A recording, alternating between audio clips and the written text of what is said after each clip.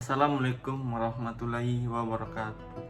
Perkenalkan, nama saya Rifki Mayan dari kelas 2371F dengan bernomor NIM 230514102006. Di sini saya akan membuat video tugas dari filsafat komunikasi yang diampu oleh Ibu Pipi Asmawati.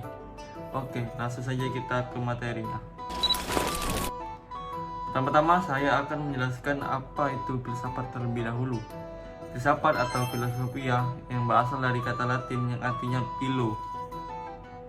Philo adalah cinta, mencintai, atau pecinta.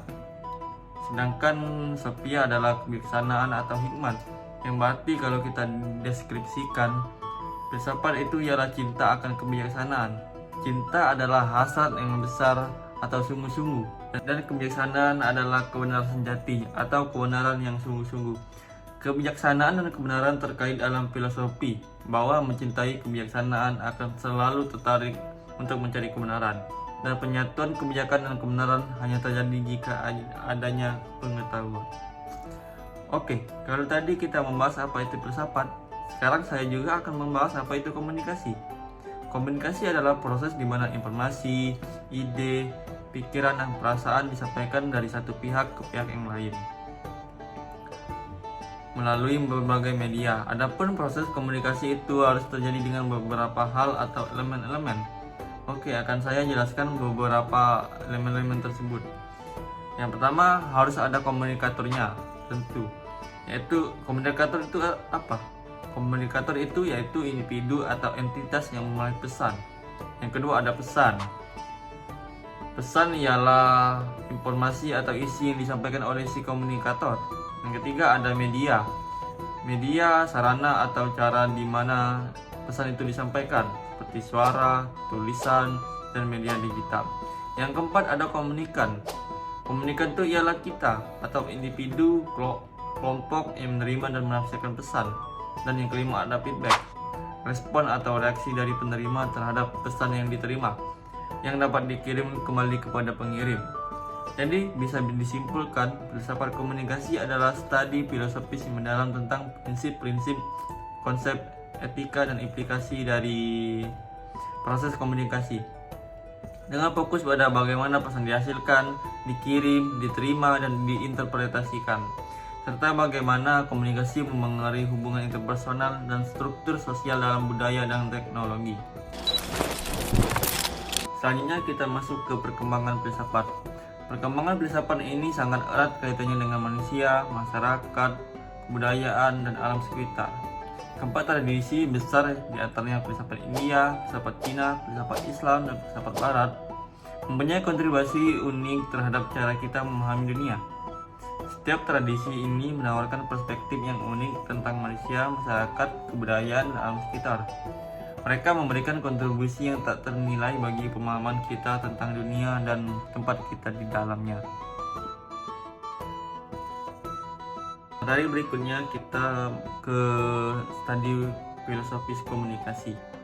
Studi ini mengacu pada mengeksplorasi mendalam tentang hakikat, proses, tujuan, dan dampak komunikasi melalui pendekatan filsafat.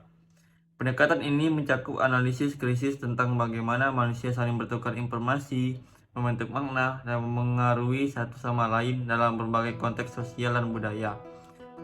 Adapun isu-isu dari filosofi studi komunikasi ada tiga, yaitu ada isu epistemologi, isu ontologi, dan isu aksiologi. Secara keseluruhan, definisi filosofi studi komunikasi melibatkan analisis kritis dan reflektif tentang cara-cara di mana komunikasi membentuk dan dipengaruhi oleh interaksi manusia, struktur sosial, nilai-nilai budaya, dan realitas yang lebih luas. Ini menuntut pemahaman yang mendalam tentang berbagai dimensi dan implikasi dari komunikasi sebagai fenomena fundamental dalam kehidupan manusia. Berikutnya kita ke perkembangan komunikasi. Perkembangan teori komunikasi mencerminkan evolusi pemikiran tentang bagaimana manusia berkomunikasi dan memahami pesan. Dari retorika klasik hingga teori komunikasi, bapak filsafat kita yaitu Stephen W. Littlejohn membeberkan ada 5 kelompok teori komunikasi. Yang pertama yaitu structural and functional theories, yang menerangkan komunikasi dikembangkan dari ilmu sosial. Yang kedua ada cognitive and behavioral theories, perkembangan dari ilmu psikologi, fokus pada cara berpikir dengan tingkah laku dan individu. Yang ketiga yaitu interaction theory atau teori kehidupan sosial. Yang keempat ada interpretive theory, suatu tindakan atau teks dalam kaitan dengan pengalaman individu. Dan yang terakhir ada critical theory, yaitu melihat kepentingan publik dalam struktur komunikasi, terfokus pada timpang atau inequal dan menindas atau operation. Perkembangan teori komunikasi ini mencerminkan perubahan dalam teknologi, budaya, dan masyarakat, serta bagaimana cara kita memahami dan mempelajari proses komunikasi. Setiap tahap menambahkan lapisan baru pada pemahaman kita tentang komunikasi sebagai fenomena yang kompleks dan multidimensi. Oke, materi terakhir yang akan saya bahas ialah kebenaran dalam komunikasi. Kebenaran dalam komunikasi diikuti dengan perkembangan teknologi komunikasi yang cepat, sehingga ketergantungan untuk mencari informasi yang benar akan mudah mereka dapat. Mencari kebenaran informasi dan pesan dengan cepat kadang membuat komunikasi menjadi ringkas dan instan, sehingga masyarakat berusaha mencari kebenaran informasi dengan cepat dan mampu memberikan opini dari yang mereka dapat. Kemudian etika dalam komunikasi, kebenaran yang tidak benar akan membuat suatu kesalahan pesan. Maka etika komunikasi yang fundamental adalah kebenaran dan harus ditegakkan apapun risiko yang ada.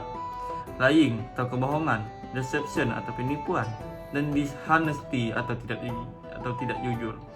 Etika dari komunikasi yang dilanggar karena pesan komunikasi yang disengaja untuk mendapat pemahaman yang salah atau agar menyakini orang lain yang sebenarnya kita sendiri yakin, atau informasi yang salah yang disengaja dicampakkan oleh komunikator.